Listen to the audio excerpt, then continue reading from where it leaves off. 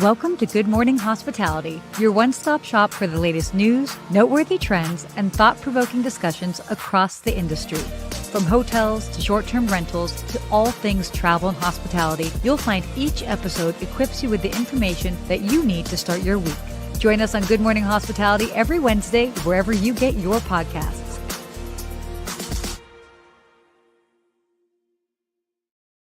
Good morning. Good morning, Sarah. Man, we are back. 1 month. We are back. It's It's been about a month that we have not done our live show. I've missed you. I know, likewise. With the holidays and everything going on, and then it's been an interesting start to the year. 2 weeks ago, I was in the middle of some things, and then last week you were in the middle of some things, and we wanted to kind of honor the same time, same place, and right. well, here we are. And now we're back, but we did a lot. I don't want to cover all the holidays. I think it's too late to say Happy New Year. No. But is it? When does that finish? I think it's now. We've had this debate with a lot of people out there. But I think it's this week. We're on the 22nd. It's as Larry David would say, I think it's enough. You know, I think actually different. I think it's always welcome to wish somebody a Happy New Year. Because think about it, you're just giving well wishes. It's true. I'll take it. Are somebody going to really be like, you're like, Happy New Year, and they're like, you're dumb. I don't want your good wishes for the year. It is way too late. You should have wished me that a week ago. All right. Well, then Happy New Year, everybody. I'd love to see you all again. Conversation with Larry David, by the way. That would be great. Yes, it's good to see everybody. But like you said, a lot going on in the world, all big things. But you went through something that was very crazy, hardcore, scary. I was following along from Miami, but you were really watching it all happen and unfold in LA. So you want to talk a little bit about what you saw out there? Yeah. Well, first of all, like while kind of talking about that, if you guys are hopping in and joining our live, let us know where you're joining us from. I happen to be in New York at the moment, but for those of you that know, I am based in Los Angeles. Now two weeks ago, we were actually going to do a show, and I was still in Las Vegas. And that I was surrounded by a lot of sick people, and I was like, I just need to get back to LA. People were like, oh, there's winds, and I'm like, okay, well, it gets windy, whatever. Totally downplaying it. Ended up driving back to LA, and it was kind of like a whole chaotic situation because the fires had really kind of taken a hold the day before on January 7th, and with the Santa Ana winds, like I came home to an apartment that had a window blown out. Luckily they fixed it, but within a period of, I got home at like 2 p.m. And by 5:45, I got a call from a friend of mine that was like, Runyon, which is the hill that's 6 blocks away from my house, was on fire. And of course I was in Target doing Sarah things. But I was like, oh, gotta go. And in the 4 minutes it took for me to get basically to Target to kind of back to my house, I could see half of the mountain kind of on fire. Yeah, like you sent me a video of like the mountain on fire outside your window, and I was like, oh my God, get out of there. No, it was crazy. I hadn't even unpacked yet from Las Vegas. And I drove home, and so I was just like, I'm just tossing this suitcase in my car because at least it has toiletries, clothing, whatever. And then I went back up to but I mean, it was something like, as soon as I came into my apartment, I went up to the window in my loft area, normally the beautiful window that's giving me all this light from my home office. And seriously, right out there, the flames were bright orange. And my jaw dropped, and I'm like, I gotta go. Like, I gotta go. Like, there's no waiting. And so I basically took my stuff down the first time. Because I didn't want to get stuck in any of like the crazy traffic. And that to me was very much too close for comfort. So I came back up and I was like, okay, what else do I need? Passport, credit cards. I had some minor documents, everything. I was like, everything can be replaced. I stood there and I'm like, well, if I'm not thinking about it now, okay. And then ended up leaving, and pretty much from the time that I found out that there was the fire right by my place and to the time I left was maybe a total of 25 minutes. And Wow. thank goodness, because the roads were already pretty trafficky, but they weren't so trafficky that side streets were full. So I just did side streets all the way out. And then it took a moment to kind of be like, okay, as I kind of got further out of the city, I'm like, where am I going? I have friends in Beverly Hills and West Hollywood, but that feels like I'm going back into it. So ended up I have a friend that's in Carlsbad. It was an hour and a half south. And I was like, I guess I'm just gonna go further away, and stayed there for a week just because Yeah. it were so tumultuous and weird. It was super weird coming back.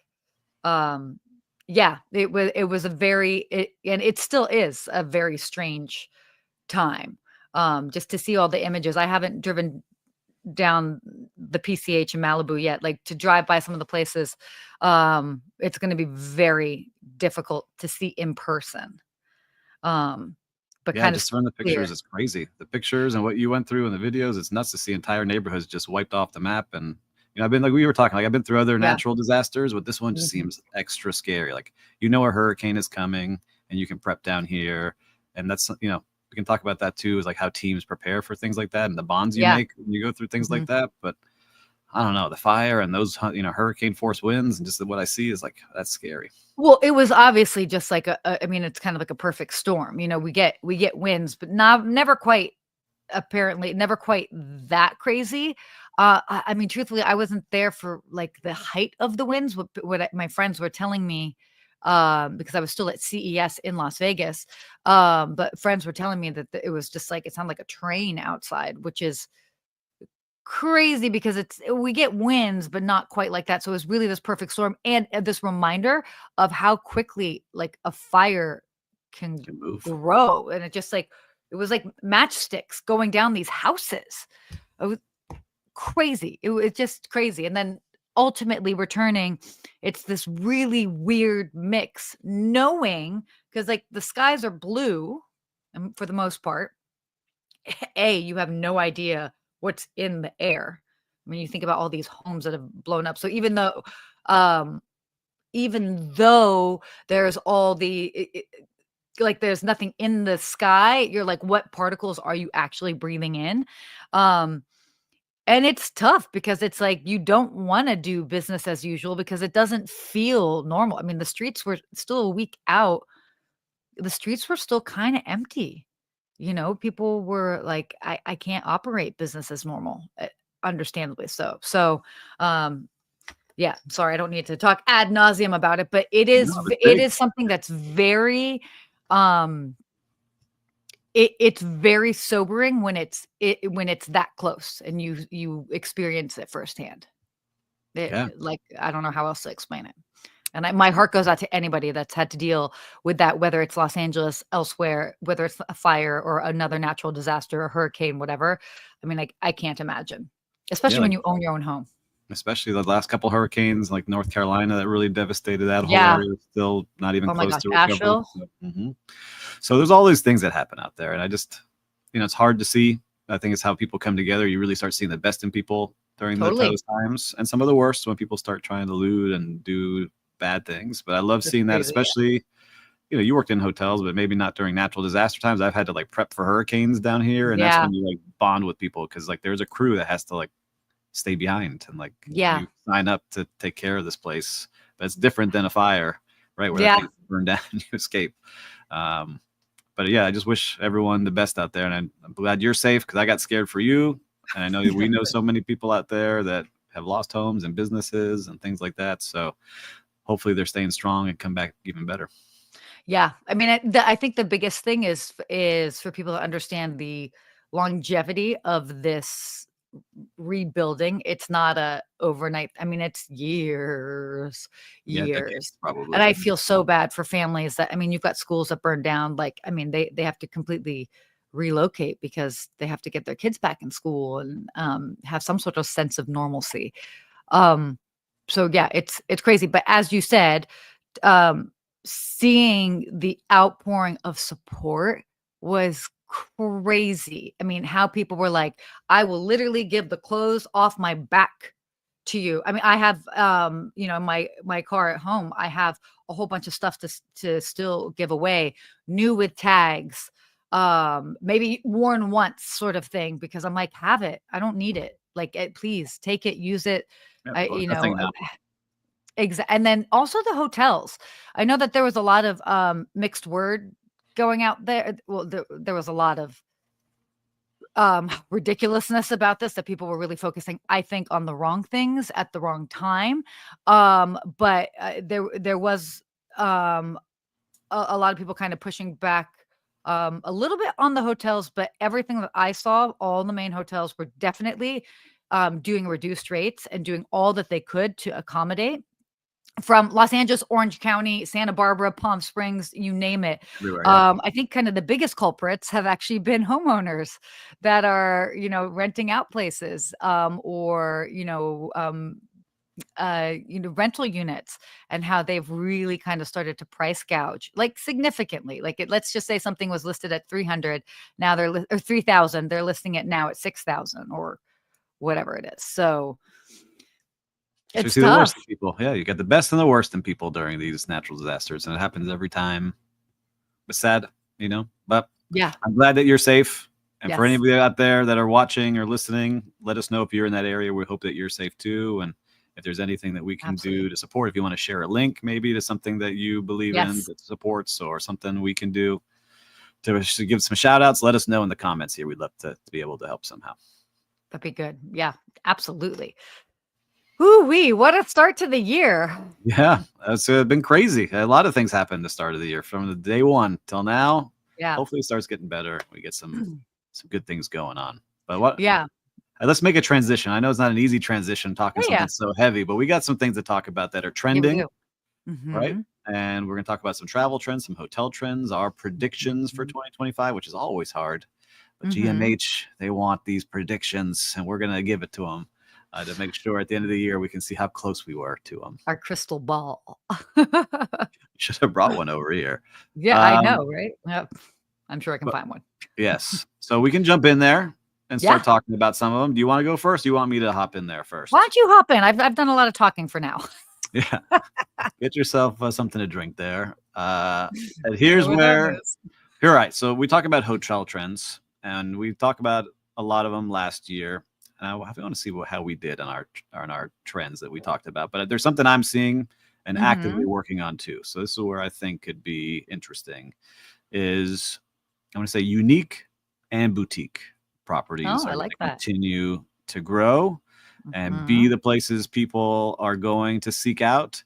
You and I both spoke at the Select Registry conference, and we Mhm. saw a lot of those bed and breakfasts. And I Yes. was I was actually so inspired that I reached out to them. I said I want to interview like 5 of them and put a story together about these bed and That's breakfasts because great. Yeah, yeah, absolutely. especially the one that we gong in and gong out on, like that's where we get that from. If you've been watching our show, but I So think these cool. unique and boutique places will be what people seek out, and Yeah, I think we already started seeing a little bit, but the big brands will get more and more involved in these by buying them up. for Right? We sure. saw some of the outdoor experience stuff happen, so I include the unique and boutique in the outdoor hospitality. I think that that will continue to go, and now Mhm. I should be able to start sharing some more soon. But we got the approvals to do the project I've been trying to do, this micro resort on a farm in Miami for a Very while. cool. And Very so cool. I'm leaning into this myself. So not only am I talking about it, but I'm actually going all in on it as well. I So I'm love that. a believer in it. So like they used to say in the hair club for men, I'm not only the owner, but I'm a client, right? Or whatever it was to say. I believe in this trend for sure, the unique and boutique. So I think that will be a big thing for 2025. What is your first prediction, Sarah? Well, should we talk more about hotels, or should we talk more about like the Whichever way you consumer want to travel? go. Yeah, where do you want to go to? Well, since you kind of talked about hotels, the other one, I'll kind of stay in that line, in that lane. I think people are really going to be double downing on workforce development. Um, it's, we're now several years out of the pandemic, kind of finding our stride. As somebody who visits multiple large cities in the year and stays in multiple types of hotels, from, smaller properties to you name it, talent is still very challenging. And I think at this point, and I had said this before, is that what businesses really need to do is invest in their employees, so that it helps make them feel like they're part of something, and you have more employee retention. It increases employee retention. So I'm feeling like now we're kind of seeing a bit more of that. I've been pleasantly surprised with um the hospitality that I've received in places. So I feel like it's been like they turned the volume up on it. Whereas for a while, um, people just did not care, and you could tell, and it was so hard and heartbreaking for me. It was almost making me want to start my own secret shopper service, and like Mhm. start like a new TikTok page and just literally like detail my stays at different places. Not try to throw out anybody's names, as far as like employee names, but maybe some of the hotels, and then not include myself in that. So I don't know. We'll see. Maybe now that I planted that I seed. was always But scared to do that because then they're like, no, you're not welcome here anymore." yeah, I Yeah. mean, but like if they do it right, and it's also within reason. You know what I mean? So yeah. Anyway, so yeah, I think that that's going to be a big thing. And um yeah, and I'm hoping for that as a true hospitality professional, where it's like, to me, it's all about the service, not the thread count in your bed sheets. We love nice bed sheets, but like Yes. it's all about the service. Uh I'm excited to see more of that. So that's a big thing, I think. uh People are leaning into, or hotels are leaning into. And I know it's not necessarily just talking about technology, which is a given. Oh my gosh. Which I'm gonna talk about right now because I Talk see some about cool it. things. So a big trend I think will start to really take off this year is truly embracing AI and automation in a lot of back of, or say, heart of house areas, is what Okay, I'll sure, say. sure. I was Like that. playing with a couple of tools, and it's sad to say, I think a lot of jobs will. No one likes saying that they're going to get replaced when they're at the properties and the companies, but those jobs will get replaced. They may not fire you, but if there's a job opening, I think that a lot of like the directors of purchasing Mhm. positions and people who do a lot of the inventories manually and all these things that have been like checklists and papers for the longest time. I hate Yeah. saying it to a lot of you, all of my friends. I think you got to pick up some new skills or learn how to use this very Mhm. quickly, because it's putting the power of ordering and inventories and these things that would take hours and hours and hours at big resorts, where you can do them in seconds now. And Mhm. so I see that happening, which is good because you become way more efficient, right? It keeps the cost down for hotel guests traveling, so the rates don't keep going up, is the hope, Yeah. right? You get more efficient and don't have to have so many expensive salaries, and things can do more for service. But I see that in heart of house areas. I've seen now 3 different companies that are growing. They've raised money. They're getting a lot more hotels, and those hotels Mhm. are making those changes. So I think the AI and automation will now be getting used, because even last year, asking people if they were using any AI tools, they'd be like, kind of. Like, I use ChatGPT here and there, or I use Yeah, one yeah, of the yeah. others, but not much. I'm hearing and seeing way more now. Well, I think also as different POS systems and other programs that different companies are already using integrate more AI into it, I think it's just going to kind of streamline it. I mean, I there might be some replacement, but I actually just feel like I would call it more enhancement of people's roles, because you can then streamline some of the mundane stuff, or like the everyday stuff, and then it hopefully frees up that time for different roles and employees to have more do more hands-on things, things that are Yeah. you can't necessarily replace AI with. So Yeah, I just think like there'll be a job opening. They'll be like, "Hey, do yeah, you really need that role?" "No, I'm good now. I'm under control now with the tools I got." Right? yeah, And it's which because somebody else is using an AI tool to do the job. yeah, so that's where I say, no, I don't think you're gonna get fired. I just think that job opening will be like, "Oh, I actually don't need that person anymore to do that part-time job, right? Like, I Yeah. think that's what will happen. So hopefully it'll have some more money to give to really great people in the front of house, in the back of house, the leaders that you need in those places. Oh, totally. I'm with you. I think so. Another trend. If can I wait? Yeah, Can I do it. segue? Let's Can I go. segue? The one of the trends that I feel like is just even happening even more. Hold on, I have my notes here. Where'd it go? Is really, and I've seen this in a lot of properties. Really leaning into like revenue diversification of multi-use spaces. So really leaning into whether it's like the lobby bar or different offerings that really will drive revenue in different ways. I know that we were seeing a lot of that prior to the pandemic. I know that, again, it all depends on market, but again, it's also an element of leaning into this other trend that we've just seen, and arguably an overused word, but it is what it is, experiential. And really for hotel owners looking and being like, how can we make every inch of this property an experience? So it's not just the room, not just the pool, not just the restaurant, but like, how can we really just like raise the bar all the way around? And businesses are getting clever, whether they're like, okay, well, we can install like a bowling alley here, or Yeah, they can do multi-use different spaces. pop-ups. Yeah. Mhm. No, I So it's think cool. you nailed it. I'm seeing it more and more.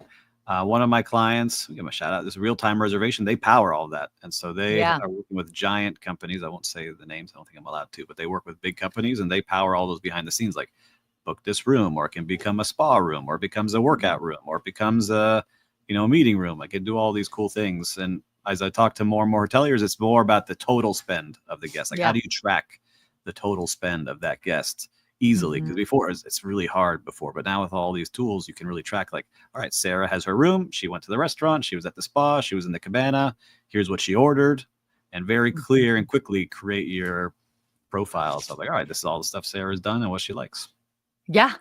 And then on the flip side, I love that you bring this up because I was just in Las Vegas and having a conversation with some of the different concierge there, just because to me it's always so fascinating. That's like those are hotels on steroids, literally. Mhm. But it's fascinating, and what some of them are doing is really integrating more tools so that they can accurately track how much revenue the concierge is helping make for the hotel, whether it's the real-time bookings at the spa or the restaurants on property, all that. So they can actually track all of that. So they know, oh, our concierge team is generating X million in revenue for the property.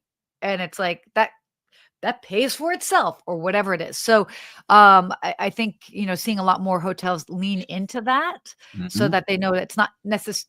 Yes, there's a soft skill element to some of those roles, but also the tangible, real like ROI. And Um, also who to coach up and who to let go yeah, as well, yeah. No, that right? is so true. So Mhm. true. Like, oh, Sarah's number one, and Johnny, you've been last place for the last 6 months, and you haven't referred to our restaurants one time, right? Like Yep. those are the conversations out there. Yeah. Crazy. It is crazy, but it's true, Yeah, So it's good to be able to track all those things. I like it. The more data, the better, as long as you can use that data to make yeah. really good decisions. I love it. Definitely. So do you have any travel trend I predictions? Because have I some got a travel couple. trends. I wonder So, how much and we overlap. I have a question for you, and I have a travel Oh, trend. okay, what is All your right. So question? my question, and you don't have to, you can think about this, is some emerging destinations. 'Cause I know you're always on this. It's some like new Okay, places that people should be checking out that maybe they haven't thought of. I know you're an expert okay. at that because I want to go check Mm, out some new places. okay. Um, but we've talked about this in a prior show, and I think this will continue more because I find myself doing it. Is that revenge travel 2.0, where people will Oh, yeah. continue to book bucket list experiences and luxury destinations. You see more and more luxury hotels being built.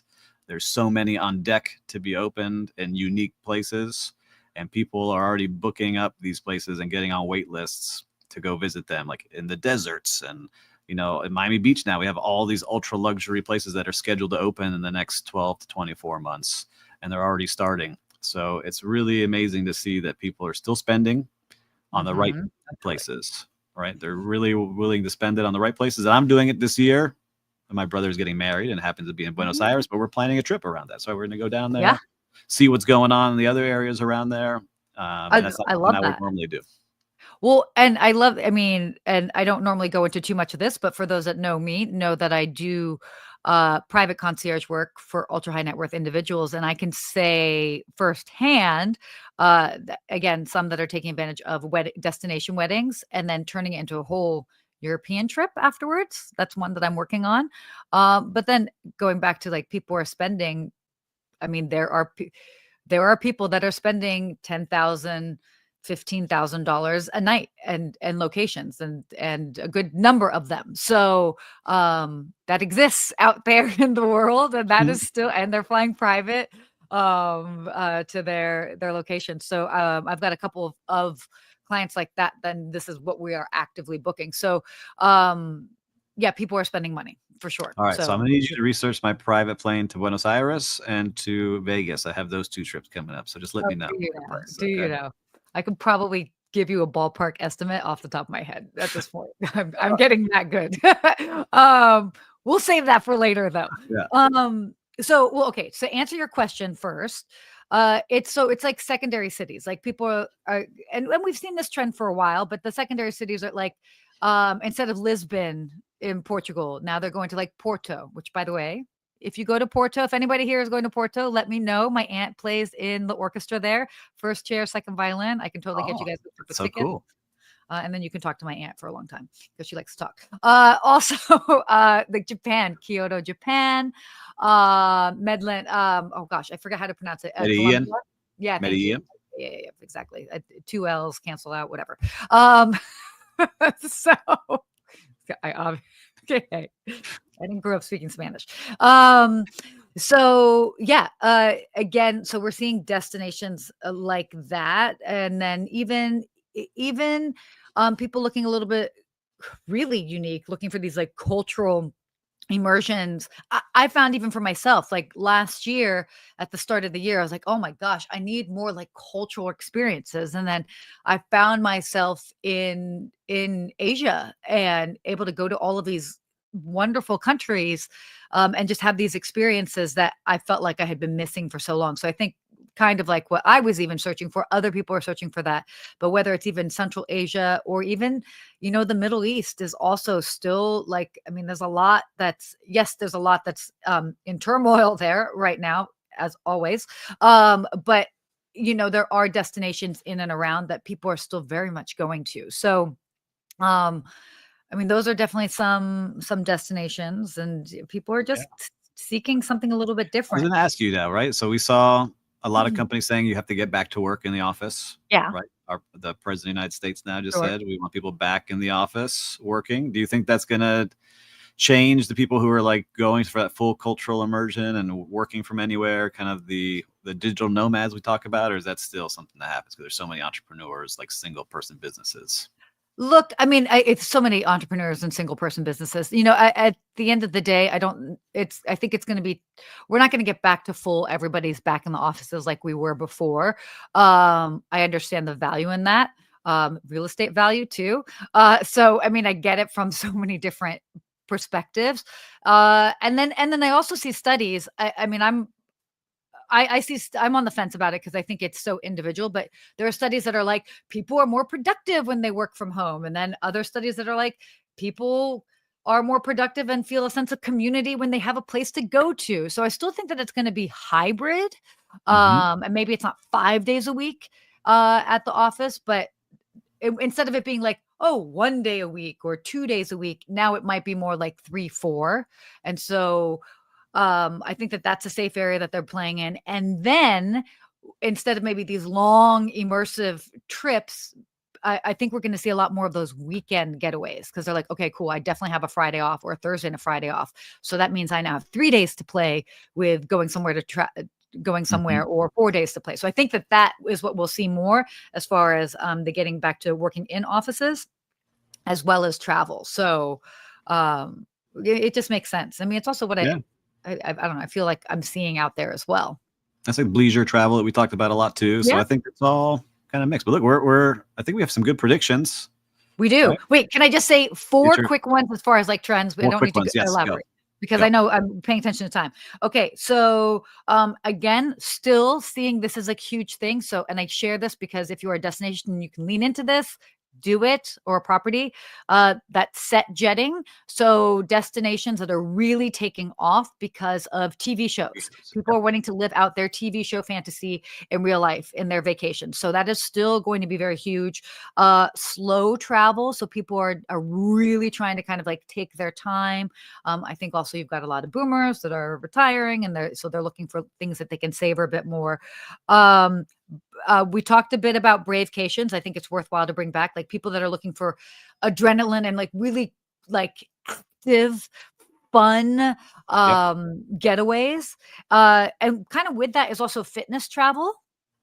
And that's kind of Yep. cool. And then I have here's the last wellness here. one. Wellness, Yeah. fitness. That they're Wellness, fitness, yeah, and by the way, and why I focus more on fitness than just wellness is that I feel like so often wellness was like, "Oh, we're gonna spa. go and just spa and some yoga and namaste." By the way, I love to do yoga, so I'm not trying to downplay that, but, but, I think it's gonna be just, like, just a bit Yeah. more Doing a active. 10K and going on that hike and going Yeah.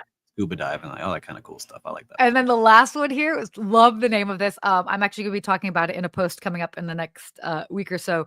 Grammy Moons.